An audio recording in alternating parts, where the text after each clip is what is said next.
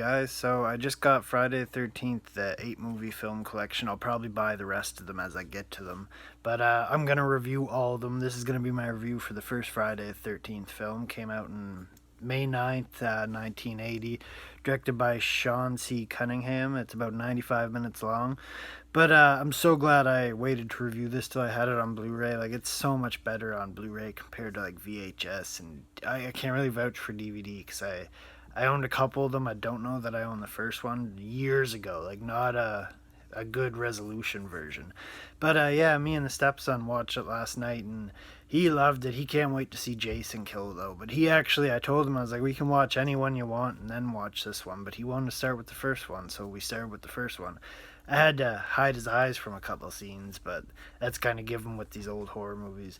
But yeah, I'm so glad I waited to review this till I had it on Blu-ray. Like, it looks so much clearer. It almost felt like a new movie in its own way. I know it's not, but by any means, it's almost 40 years old, actually.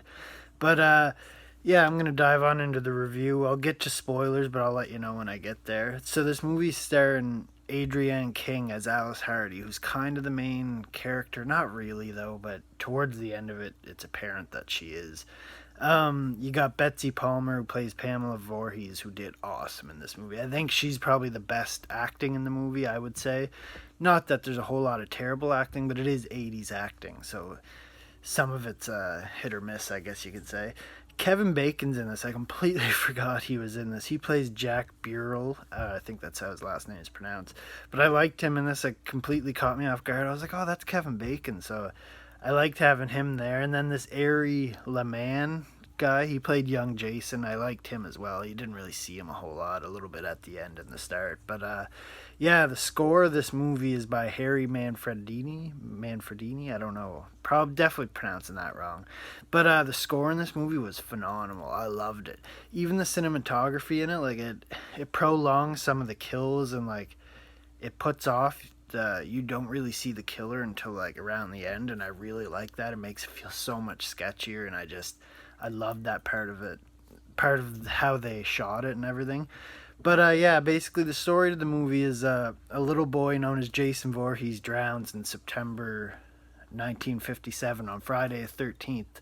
And then he drowns due to, like, the counselors weren't paying attention. They were screwing around with each other, partying, whatever. So the following year, the mom just rages out and winds up killing two of these counselors. And then, ironically enough, on Friday the 13th on June, I believe it was. But yeah, then they wind up shutting the camp down for like 20 years, like random fires. The lake gets poisoned throughout the years. Like, they think it's cursed, but it's her trying to stop people from coming back. Anyways, about 21 years later, they decide to reopen the camp, and it's basically still cursed. I'm not going to get into spoilers, but overall I gave it a 10 out of 10 if you can accept a cheesy old 80s movie with some corny lines. Like, I'm so glad I waited to own it on Blu-ray. Like, it looks so good, and just this is like my favorite horror film and my favorite genre of horror films. I love the Friday the 13th movies. They're the reason why I like horror movies, so I may be a little biased on saying it's 10 out of 10. I think it's my first 10 out of 10 movie on the channel, but it's shot awesome. The score is brilliant. Some of the scenes are silly, but it's the 80s, so you kind of take it with a grain of salt, right? But yeah, I'm going to dive into spoilers from here on out. So if you didn't see it, go see it, come back. And basically, I'm just going to go through the list of kills. That's all I really noted down about the movie. It's just a slasher flick. I love it. But yeah, I'm going to get on to the kills. So the first two kills, basically, aside from Jason drowning, of course, Jason's mom goes to the camp a year later, sorry, and kills two counselors.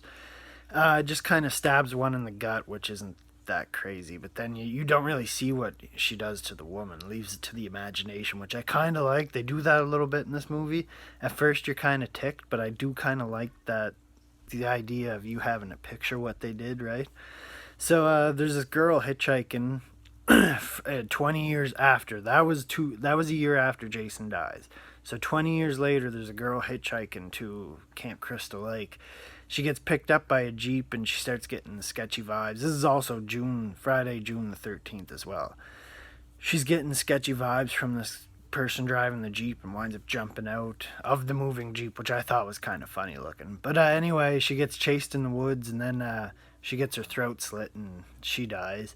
And then there's the skinny guy a little later on. He kind of goes missing and goes running into a house after someone. You never see what happens. And then Kevin Bacon winds up playing or messing around with this girl in the bed or whatever.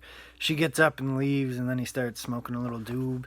Anyway, he's smoking the doob, and then it pans out and you see the skinny guy with his throat slit on the top bunk, and you're like, oh damn. And then the blood starts dripping on his cheek, and then out of nowhere this metal pipe or bar thing just comes up and through Kevin Bacon's throat. I like that kill. Not my favorite though. So right after that, the girl that was just in the bunk bed with Kevin Bacon screwing around or whatever, she's at the washroom getting fixed up, and anyway she hears some noises and the showers, goes to check out, and nothing's in behind the shower curtain. She's like, huh. Goes to turn around, and then bam, just an axe to the dome. That's probably my favorite kill in this movie. I'm gonna tally up all the kills as the movies go and keep my favorite kill. I'll have my favorite kill of every movie, but I'm gonna kind of keep a list for my favorite kill as the series goes on. But yeah, there's another part where the lights come on, where at the archery place, I believe. Anyway, the lights come on. You don't really see anything happen. You hear a scream and you figure she dies. Anyway, later on, the same girl gets thrown through a window and she's all tied up with a bunch of cuts on her face. So again, kind of leaves it to your imagination. Then there's the guy with the mustache is driving to Camp Crystal Lake, winds up getting a drive because he crashes, whatever. He's approaching the lake, and he gets a flashlight in the eyes, and he's approaching, not really thinking nothing of it. And then, of course, it's the killer, and I believe they slit his throat again. And yeah, then the main character there, I think Alice Hardy is her name. Anyway, she's going to leave where she's at, and whenever she goes out of the door, the guy named Bill or whatever, he's like shot with 2 or 3 arrows to the door with his throat slit. I thought that was crazy looking. Would have liked to see it happen, but it's the 80s, so but it was still crazy looking. Now, at this time, they've killed, I think there's 10 deaths so far. There's one more to happen, and we haven't seen the killer, which I loved. I loved this part of this movie. It's probably my favorite part of this movie. So then a Jeep pulls up, and she thinks she's saved, and it's Mrs. Voorhees, and then she's explaining the story to her, and then you can slowly see that this woman is crazy. Anyway, leads to a fight down on the beach, or lake, I should say, not really beach. And the music gets really intense. I love the score in this scene. And then they're kind of fighting for weapons. One's winning, the other's winning. You don't really know what's going to happen. Then out of nowhere, Alice picks up the machete and just friggin' slices off Pamela's head, which could be one of my favorite scenes in the movie. Or favorite kills, sorry. But I definitely like the axe to the dome so much more. It was just... It felt brutal, or more brutal than just a clean slice off the head. But those are definitely my 2 favorite kills, but I definitely lean into the axe as to being my favorite more so. So yeah, the total kill count here, Pamela Voorhees has 9, and the counselors have 2, if you're counting both Jason and Pamela. I was kind of debating on putting Jason on an accidental list, not so much the counselors, but I'm just going to keep it simple for here. So we had 11 total kills in this movie. 6 were male and 5 were female.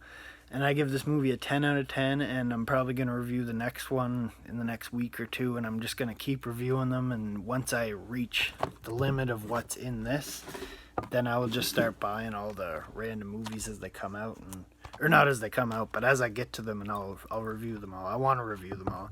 Maybe go on to Nightmare on Elm Street after these. But yeah, let me know what you guys thought of Friday the 13th, 1980, like the original one. And let me know what you thought about the comments below. And who's your favorite slasher killer? Have a good one, guys. Take her easy.